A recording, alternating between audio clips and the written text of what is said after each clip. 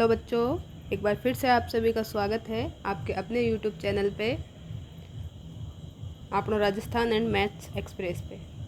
यहाँ हम कर रहे हैं मैथमेटिकल फिजिक्स बाय एच के दास एंड रामा वर्मा वाली जो बुक है उसका सीरीज़ नंबर 2। सीरीज़ नंबर 2 हमने क्या शुरू की है। सीरीज़ नंबर 2 में हम चैप्टर नंबर जो आपका 12 है इस बुक का, differential equations of first order, इसको हम पूरा इसमें पढ़ने वाले हैं सीरीज़ नंबर 2 में। और सीरीज़ नंबर 1 आपकी ऑलरेडी बन चुकी है तो उसको आप विजिट कर सकते हैं। उसमें हमने क्या किया है, सीरीज़ नंबर 1 में हमने चैप्टर नंबर जो आपका है 20 कॉम्प्लेक्स नंबर उसको रीड किया है, उसके बारे में स्टडी किए, उसके एग्जाम्पल सॉल्व किए हैं। तो चलिए आइए आज के लेक्चर में देखते हैं जो हम चैप्टर नंबर 12 कर रहे हैं उसकी हम कर रहे हैं यहाँ पर एक्सरसाइज नंबर 12.1। 12.1 अभी हमारी चल रही है, सॉरी फ्रेंड्स 12.1 नहीं 12.2 हमारी ये एक्सरसाइज चल रही है, जिसके हमने क्वेश्चन नंबर 1 से लेके 8 तक तो सॉल्व कर लिए हैं। आज हम क्वेश्चन नंबर 9 से लेके जितने भी बचे हैं वो सॉल्व करेंगे। तो चलिए आइए क्वेश्चन नंबर 9 की ओर चलते हैं। तो क्वेश्चन नंबर 9 में आपको दिया है, क्या दिया है आपको यहाँ पर, dy upon d x equal to e to the power x minus y plus x square into e to the power minus y. यहाँ पे आपको इसका सॉल्यूशन निकालना है। तो कैसे निकालते हैं, हम यहाँ पे इस एक्सरसाइज में मेथड यूज़ कर रहे हैं वेरिएबल सेपरेबल का। वेरिएबल सेपरेबल में हम क्या करते हैं, जो x के वेरिएबल है उसको एक साइड ले जाते हैं और y के वेरिएबल को दूसरी साइड ले जाते हैं। देन हम दोनों तरफ इंटीग्रेशन कर देते हैं और हम फिर उसमें कांस्टेंट ऐड भी कर देते हैं लास्ट स्टेप में। यही हम यहाँ पे करेंगे। तो चलिए आइए यहाँ पर इस क्वेश्चन को देखते हैं। तो इस क्वेश्चन में आपको यहाँ पर दिया है e to the power x minus y, तो x भी है और y की टर्म भी है, यहाँ पर भी x और y के टर्म है। तो अब आप यहाँ से क्या करेंगे, आप यहाँ से सेपरेट करेंगे। तो ये e to the power x minus y को आप लिख सकते हैं e to the power x upon e to the power y, और यहाँ से आप लिख सकते हैं x square into e to the power minus y को लिख सकते हैं x square upon e to the power y. अब यहाँ से आपको क्या मिलेगा, e to the power y LCM मिल जाएगा। तो आपने यहाँ एलसीएम ले लिया e to the power y, और आपको ऊपर मिला है e to the power x plus x square. तो आपके पास यहाँ से आया d y upon d x equal to this term. अब यहाँ से आपको दिख रहा है कि यहाँ डी वाई है और यहाँ है e to the power Y, तो हम y वाले टर्म को एक साइड ले जाएंगे और यहाँ आपको दिख रहा है dx, यहाँ दिख रहा है न्यूमरेटर में e to the power x plus x square, तो इसको हम दूसरी साइड ले जाएंगे। तो हमें यहाँ से मिला e to the power y d y equal to e to the power x plus x square into d x. इसके बाद में आपको क्या करना है, आपको यहाँ से इंटीग्रेशन करना है दोनों साइड। तो आप दोनों साइड इसको इंटीग्रेट कर दीजिए। तो इंटीग्रेट करने पे आपको मिला e to the power y d y का integration equal to integration of e to the power x plus x square का integration with respect to x. तो यहाँ ई टू द पावर जो भी रहती है x with respect to x, तो इसका इंटीग्रेशन क्या होता है, e to the power x ही होता है। वैसे ही यहाँ पर है e to the power y और डी वाई के रेस्पेक्ट में है, तो हमें मिलेगा इसका integration e to the power y. यहाँ हम e to the power x का इंटीग्रेशन करेंगे डी एक्स के रेस्पेक्ट में, तो हमें e to the power x मिला। देन हम प्लस करके एक्स स्क्वायर का इंटीग्रेशन करेंगे, तो एक्स स्क्वायर का इंटीग्रेशन होता है क्या, एक्स की पावर 3 अपॉन 3। तो हमें यहाँ मिला एक्स की पावर 3 अपॉन 3, और प्लस हम क्या करते हैं कांस्टेंट, तो हमने यहाँ कांस्टेंट ऐड कर दिया है। तो यही आपके इस क्वेश्चन नंबर 9 का आंसर है। चलिए मूव करते हैं क्वेश्चन नंबर 10 की ओर। क्वेश्चन नंबर 10 है आपका d y upon d x equal to 1 plus 10 वाई माइनस एक्स। तो यहाँ से अब आपके पास में क्या है, डायरेक्ट आप वेरिएबल सेपरेट नहीं कर सकते, तो आप इस y माइनस एक्स जो है इसको कुछ एज्यूम कर लीजिए। तो इसको हमने एज्यूम कर लिया है कि ये z है। अब हमने ये एज्यूम किया है इसको हम डिफरेंशिएट कर देंगे रेस्पेक्ट टू x। तो हमें मिला यहाँ से y का differentiation dy upon d x, x का differentiation dx upon dx, z का करेंगे तो dz अपॉन dx। अब dx का dx के रेस्पेक्ट में करेंगे तो 1 मिलेगा, बाकी टर्म सेम रहेगी। तो हमें मिला dy upon dx minus 1 equal to dz upon dx। अब यहाँ से आपको किसकी वैल्यू चाहिए, dy अपॉन dx की चाहिए। तो इस 1 माइनस 1 को हम दूसरी साइड भेज देंगे तो हमें क्या मिलेगा नेक्स्ट लाइन में हमें मिलेगा dy upon dx equal to dz upon dx plus 1। तो ये वैल्यू अब उठा के आप कहाँ पुट कर देंगे, ये वैल्यू उठा के आप यहाँ पुट कर देंगे। यहाँ पुट करने पे आपको ये इक्वेशन मिल जाएगी। यहाँ पे ये वैल्यू पुट करेंगे और ये वाली भी पुट करेंगे यहाँ पे y माइनस एक्स के प्लेस पे। तो आपको ये 1, 2 एंड 3 का यूज़ करके ये नेक्स्ट इक्वेशन मिल जाएगी। तो dy अपॉन डी एक्स के प्लेस पे आपने पुट किया dz upon d x plus 1, यहाँ 1 सेम प्लस 10 z हो गया, पहले क्या था 10 y माइनस एक्स था, तो इसके प्लेस पे हमने z रख दिया तो हमें मिल गया 10 z। अब ये 1 से 1 कैंसिल होगा और आपको मिलेगा simply dz upon d x equal to 10x। अब यहाँ से आप वेरिएबल सेपरेट कर सकते हैं, यहाँ है dz, यहाँ है 10z, मतलब z के टर्म्स। तो z के टर्म्स को एक साइड लाएंगे और x वाले टर्म दूसरी साइड ले जाएंगे। तो ये dx है, इसको हम इधर ले जाएंगे, dx वाले टर्म को यहाँ लाएंगे। तो यहाँ लाने पे ये क्या होगा, न्यूमरेटर में जाएगा। तो हमें क्या मिलेगा, dz अपॉन 10z इक्वल टू dx। अब यहाँ पे वेरिएबल आपके सेपरेट हो चुके हैं। नेक्स्ट आपको क्या करना है, इंटीग्रेशन करना है, इंटीग्रेशन का यूज़ करना है। तो इंटीग्रेशन लगा देते हैं। तो इंटीग्रेशन करने पे आपको मिला है, यहाँ पे इंटीग्रेशन पे आपको मिला integration of 1 upon 10z dz equal to integration of dx। अब 1 अपॉन 10z है, तो ये क्या हो गया है आपका, तो 1 अपॉन 10 क्या होता है, 1 अपॉन 10 होता है आपके पास में cot x। और cot x का जब हम इंटीग्रेशन करते हैं x के रेस्पेक्ट में तो हमें क्या मिलता है, हमें मिलता है log ऑफ साइन x। यहाँ पे आपके पास x के प्लेस पे z है तो हमें मिल गया यहाँ से log ऑफ साइन z। और x का इंटीग्रेशन क्या मिला, x मिला और ये हमने कांस्टेंट ऐड कर दिया c।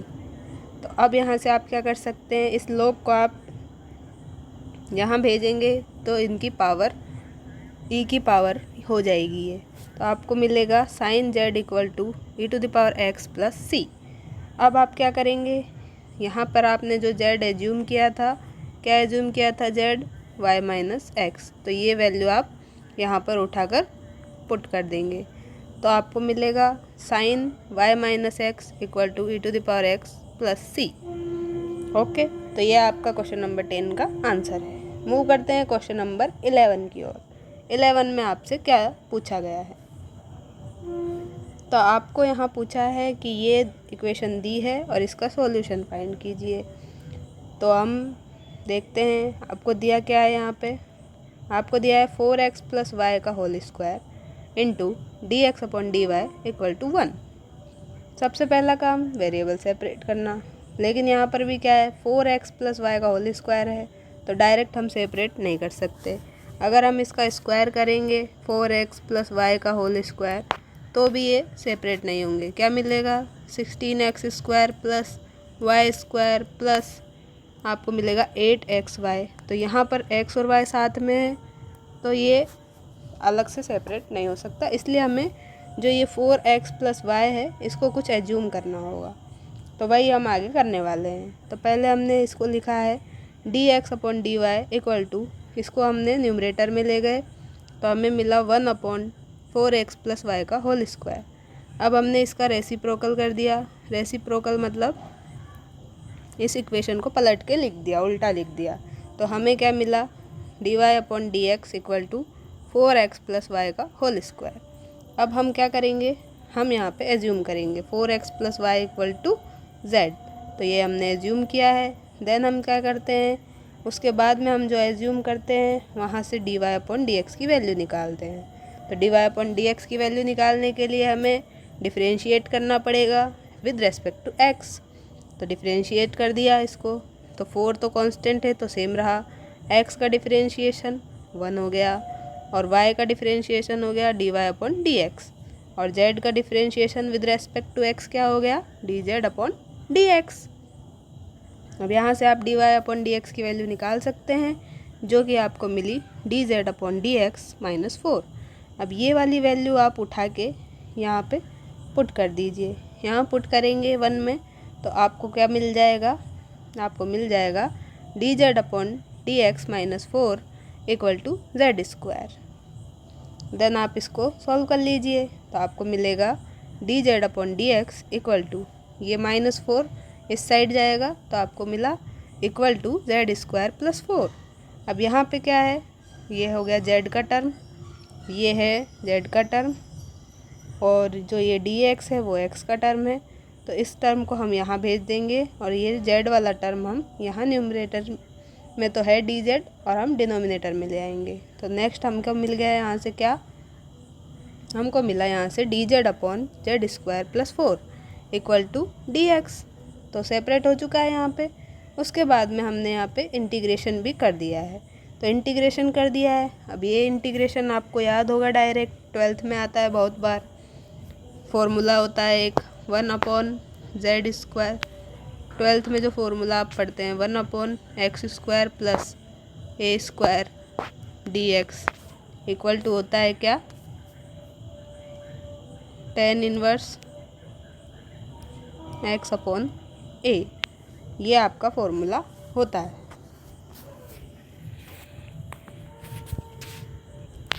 और ये 1/a से भी मल्टीप्लाई होता है, तो हम 1/a से मल्टीप्लाई कर देते हैं। तो इसी फॉर्मूले का हमने यहाँ यूज किया है, तो आपको यहाँ मिला है 1/2 tan inverse z/2 equal to x plus c, ये आपको मिल चुका है। इसके बाद में आपका टारगेट क्या रहता है, जो ये z आपने एज्यूम किया था उसके जगह पे वापस से जो आपने एज्यूम किया है उसकी वैल्यू रखना। तो आपने z माना था क्या, 4x प्लस वाई, तो वो हम यहाँ पे अगेन पुट कर रहे हैं, again put z equal to 4x plus y, तो we get what, 1/2 tan inverse 4x plus y/2 equal to x plus c।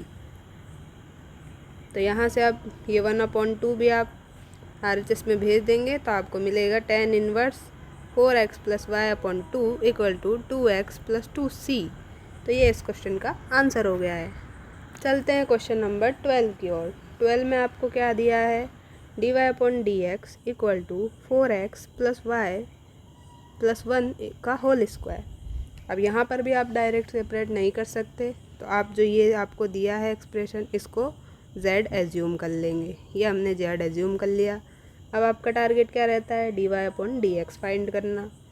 तो dy/dx फाइंड करते हैं इसको डिफरेंशिएट करके विद रेस्पेक्ट टू x।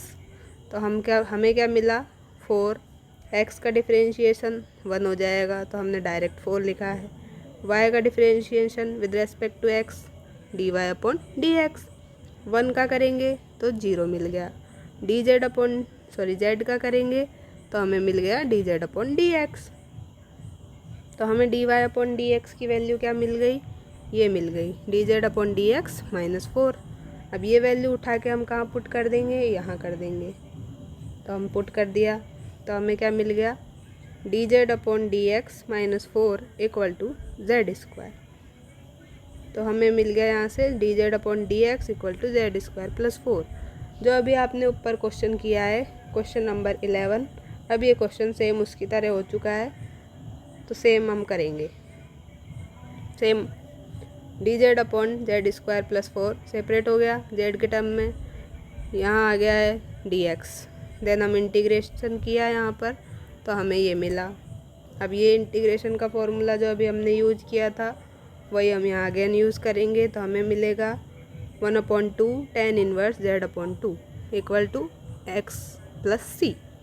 अब z के प्लेस पे अब की बार क्या है, 4x प्लस वाई प्लस 1 है, तो ये हमने पुट कर दिया, तो हमें आंसर मिल गया tan inverse 4x plus y plus 1/2, और ये 1/2 यहाँ जाएगा तो ये मिला 2x प्लस 2c। तो ये क्वेश्चन नंबर 12 का आंसर है। मूव करते हैं क्वेश्चन नंबर 13 की ओर। क्वेश्चन नंबर 13 है dy/dx minus y tan 2x equal to 0, और एक कंडीशन दी है y एट 0 इक्वल टू 2। तो सबसे पहला काम है वेरिएबल सेपरेट करना। यहाँ आपको डायरेक्ट दिख रहा है कि वेरिएबल डायरेक्ट सेपरेट हो जाएंगे, तो हम सेपरेट कर देते हैं।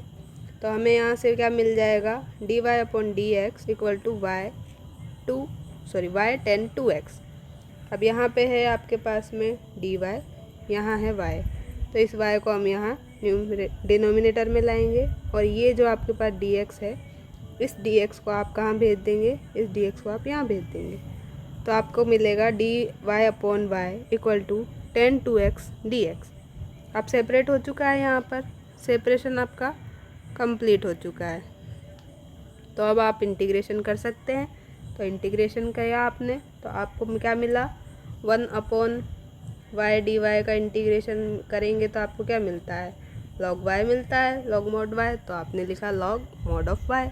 अब tan 2x का करेंगे तो tan x का क्या होता है, माइनस log cos x होता है, तो यहाँ पे tan 2x है, तो यहाँ पे ये 1/2 से डिवाइड हो जाएगा, और आपको मिलेगा -1/2 log of cos 2x, plus constant add किया तो log के टर्म में ही कर दिया log ऑफ c। तो आपको अब यहाँ से क्या मिल जाएगा आगे, ये जो आपने 1/2 है, ये 1/2 को आप पावर में ले जा सकते हैं, तो आप log में इसको पावर में ले गए हैं, तो आपको यहाँ मिला क्या, log of mod y equal to minus of log cos 2x की power 1/2 plus log of c। अब ये जो माइनस में है इसको हम LHS में ले आते हैं, तो ये प्लस हो जाएगा, तो आपको मिला log of mod y plus log of cos 2x की पावर 1/2 और इक्वल टू कांस्टेंट। अब यहाँ से आप log क्या लगाएंगे, a इंटू बी का फॉर्मूला लगा देंगे, जो कि क्या होता है log of a plus log of b। तो हमने यहाँ फॉर्मूला लगाया तो हमें क्या मिला है, log of y into cos 2x की power 1/2 equal to log c। तो अब log से log आप कैंसिल आउट कर सकते हैं, तो आपको क्या मिलेगा, आपको मिलेगा y इंटू cos 2x की पावर 1/2 इक्वल टू c। अब आपको यहाँ पे क्या करना है, ये सॉल्यूशन आ गया है। अब इसमें आपको जो इनिशियल कंडीशन दी थी वो आप यूज़ कर लें। तो आपको क्या दिया था, y एट 0 इक्वल टू 2। तो अब यहाँ पे आप क्या करेंगे, x के प्लेस पे तो 0 पुट करेंगे, और y के प्लेस पे क्या पुट करेंगे, 2 पुट करेंगे। किस में, इक्वेशन नंबर जो 1 है उसमें। तो यहाँ पुट किया हमने, तो y के प्लेस पे 2 पुट किया तो 2 लिखा, cos 2 इंटू 0, तो cos 0 पावर 1/2 है, तो 1/2 इक्वल टू c। अब cos 0 क्या होता है, cos 0 डिग्री होता है 1, तो cos 0 डिग्री 1, तो क्या होगा 2 इंटू 1 की पावर 1/2 इक्वल टू c। और 1 की पावर कुछ भी कर लें तो 1 ही मिलता है, तो 2 इंटू 1 इक्वल टू c। तो c की वैल्यू आपको क्या मिल गई, 2 मिल गई। यही वैल्यू आपकी यहाँ मिली है। अब ये वैल्यू उठा के यहाँ 1 में पुट कर दे c की, तो आपको आंसर मिल जाएगा। तो आपको मिला क्या, y इंटू cos 2x की पावर 1/2 इक्वल टू 2। अब ये पावर 1/2 को आप अंडर रूट भी लिख सकते हैं, तो यही हमने लिखा है, y into under root of cos 2x equal to 2। ये इस क्वेश्चन का आंसर है। इसी के साथ में आपकी ये एक्सरसाइज नंबर 12.2 ये कंप्लीट होती है। नेक्स्ट लेक्चर में हम मिलेंगे होमोजीनियस डिफरेंशियल इक्वेशन को पढ़ने के लिए, तो उसका कुछ बेसिक कॉन्सेप्ट देखेंगे। उसके बाद में हम उसके नेक्स्ट लेक्चर में एक्सरसाइज नंबर नेक्स्ट करेंगे, जो कि है 12.3। तो अगर आपको ये लेक्चर अच्छा लगा हो, आपकी हेल्प हुई हो, तो आप कमेंट में लिख सकते हैं, और आपके दोस्तों के साथ में शेयर भी कर सकते हैं। लाइक करें, सब्सक्राइब करें। तब तक के लिए थैंक यू दोस्तों, मिलते हैं नेक्स्ट लेक्चर में।